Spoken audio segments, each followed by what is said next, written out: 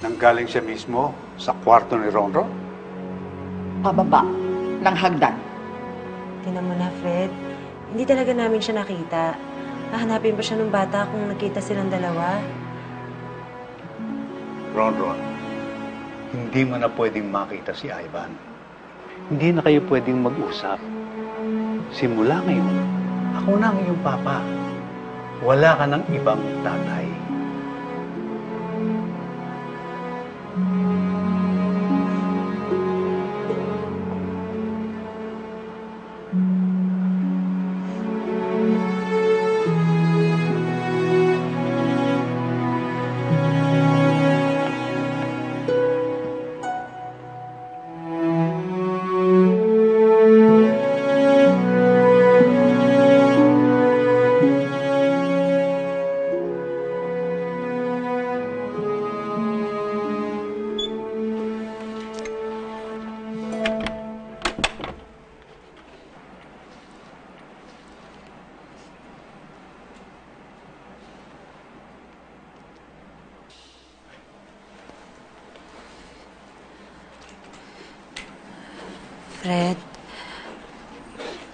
Fred, papasensya mo na yung bata, Kakausapin ko naman siya tungkol kay Ivan, Tsumitsyempo lang ako kasi medyo sensitive pa siya. I was wrong na pumatol sa bata. But I have to be honest, sensitive din ako ngayon. I can't help but be insecure about Ivan dahil may past kayo. Past na yun, Fred. Ibig sabihin tapos na. Oo, pinatawad ko siya. Pinalaya ko siya. Pero hindi ibig sabihin nun magiging parte na siya ng buhay namin ni Ronron. Fred, ikaw yung buhay namin ngayon. Mapapanatag lang ako if we go through with the adoption.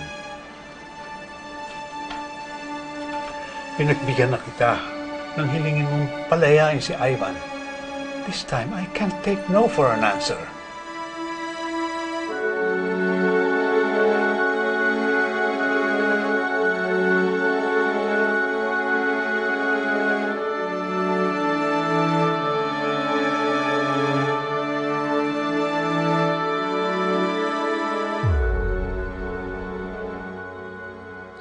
Anak, pwede ba mag-request ang mama sa'yo? Opo. Pwede ba huwag mo muna babanggitin ang pangalan ng tatay Ivan mo sa harap ng Papa Fred? Bakit po? Kasi gusto ng Papa Fred mo na maging totoong papa mo siya. Gusto ko dalawa sila. Pwede po ba dalawa?